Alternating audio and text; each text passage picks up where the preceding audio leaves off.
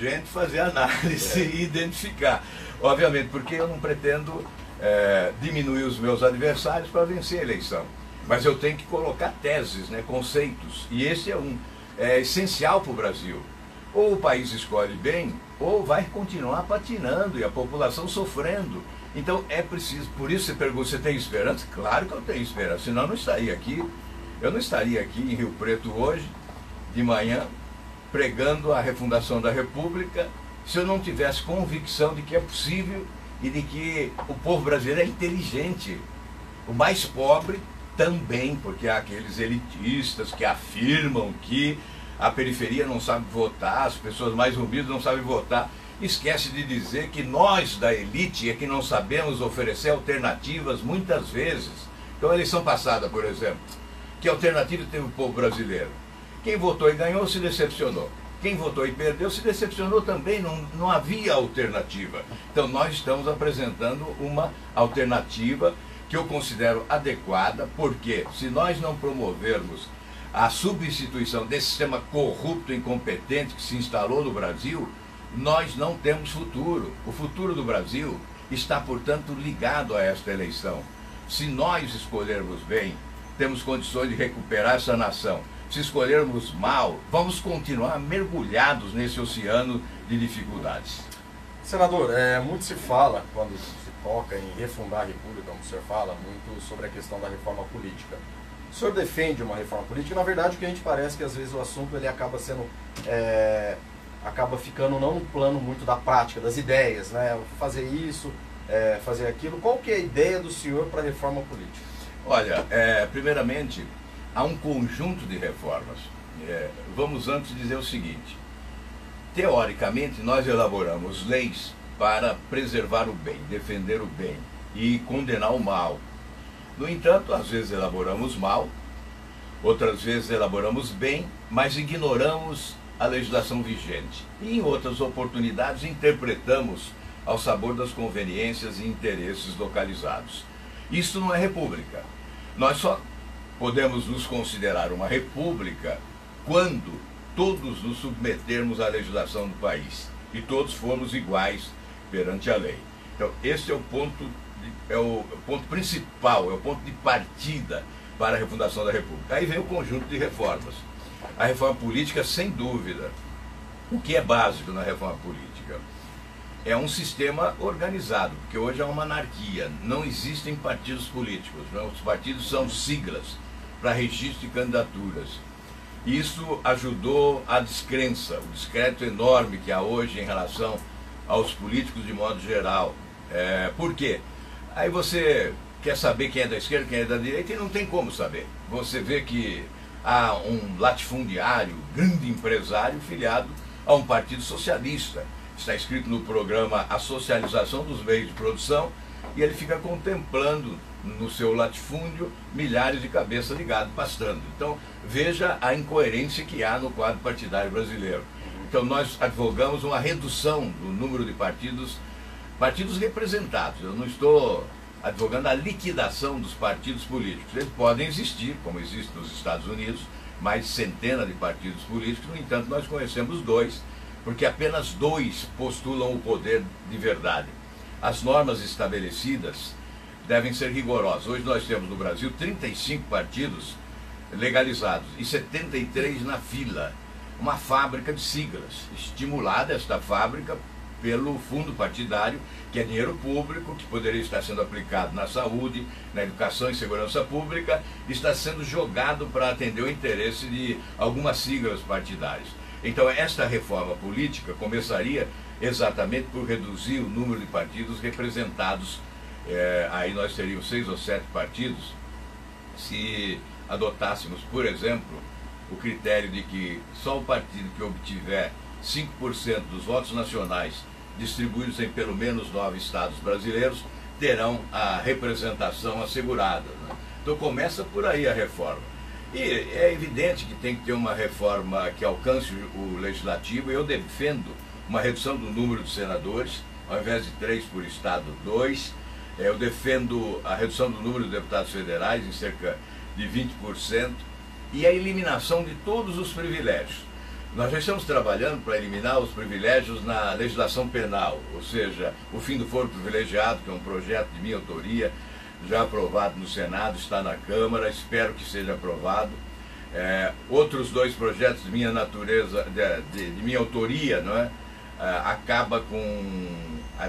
São dois projetos com outros dois privilégios. Um que o Legislativo tem que autorizar a prisão de um parlamentar. Se a Justiça determina a prisão, é essa decisão da Justiça submetida ao Legislativo.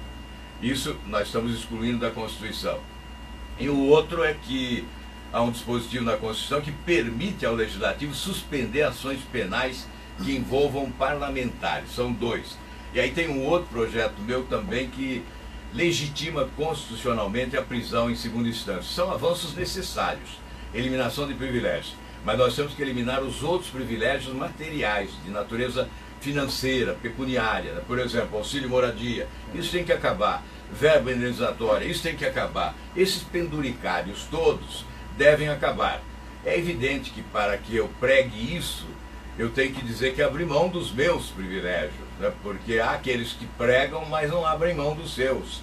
Eu abri mão de aposentadoria de ex-governador, hoje já seriam mais de 10 milhões na conta bancária, né? São 27 anos que eu deixei o governo do Paraná, abri mão do auxílio moradia e de 15 mil reais de verba indenizatória por mês. Portanto, é necessário, para que você tenha autoridade na promoção das mudanças, é necessário que você demonstre absoluta franqueza e que dê o exemplo também, senão você não tem autoridade. Bom, senador, o senhor está no Podemos, né, um partido que, se não me engano, vai ter cerca de 14, 15 segundos de TV e rádio agora no horário eleitoral. O senhor é um nome conhecido aqui no Sul-Sudeste, mas não tem tanta penetração assim no Nordeste. Como o senhor vai conseguir, né, com pouco tempo de TV?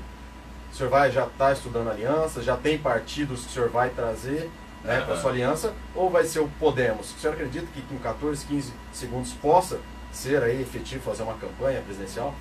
Olha, às vezes é melhor você ter só 14 segundos e não ter que usar o tempo para dar explicações, né, do que ter meia hora e ter que ficar dando explicações o tempo todo, não é? Mas não é isso, a gente está buscando sim alianças, né?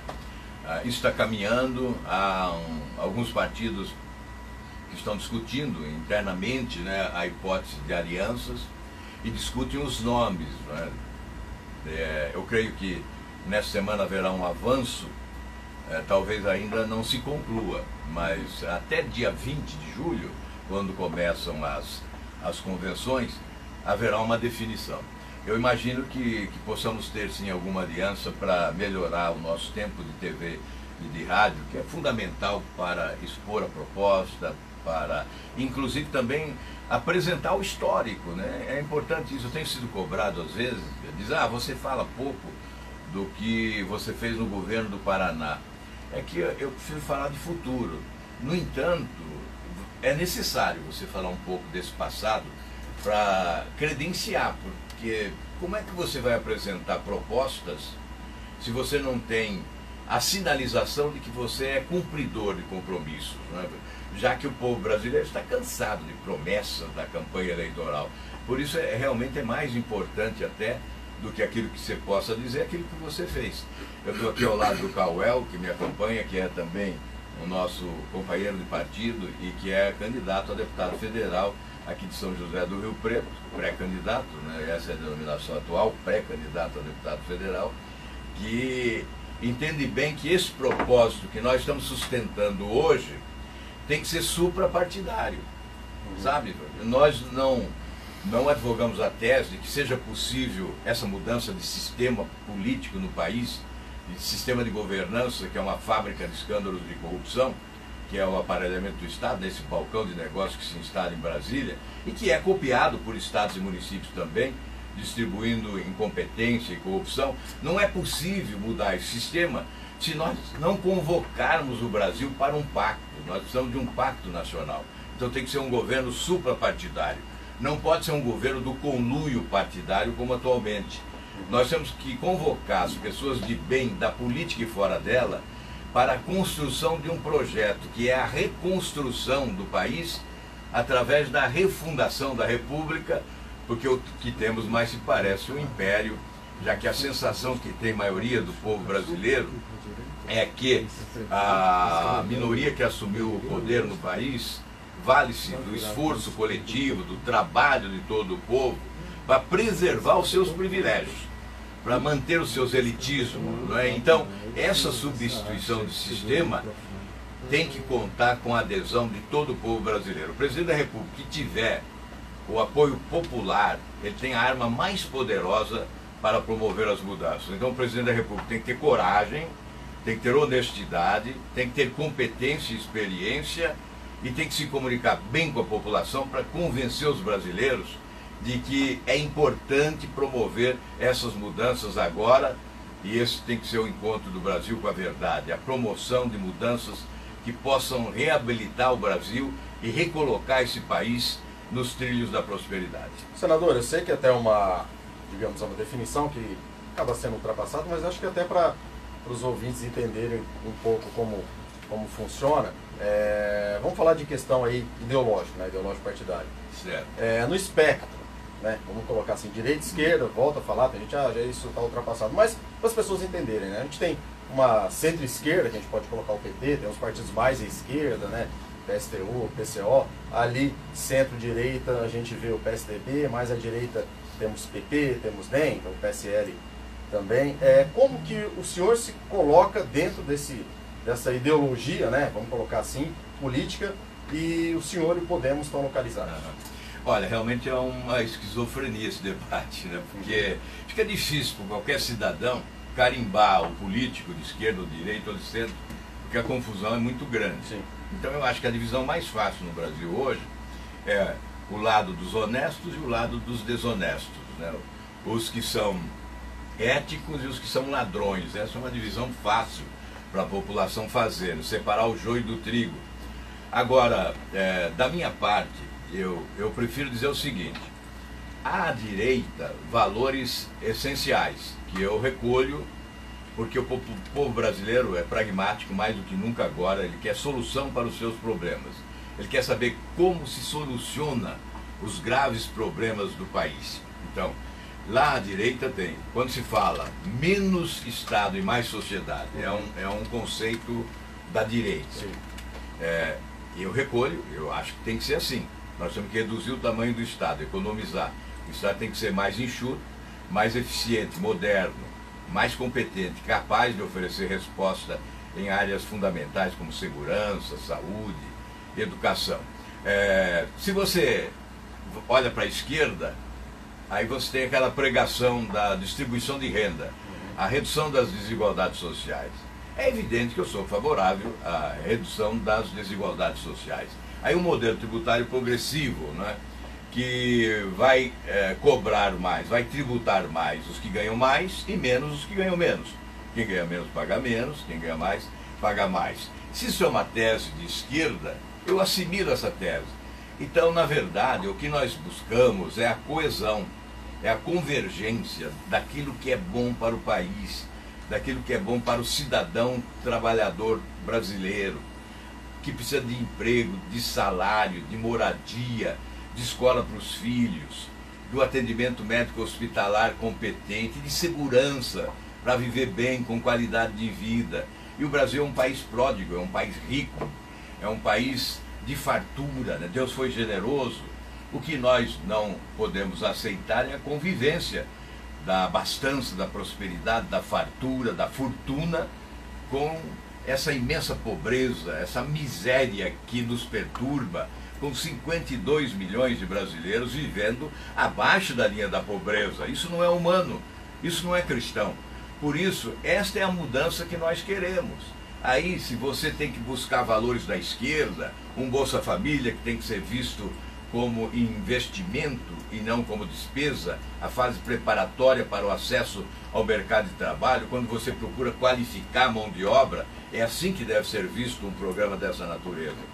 Obviamente, aquela tese da direita, não é, que a melhor forma de derrotar a pobreza é valorizar quem produz, é valorizar quem trabalha, isso é perfeito, eu tenho que assimilar isso. Então é dessa forma que eu quero que o eleitor brasileiro me veja.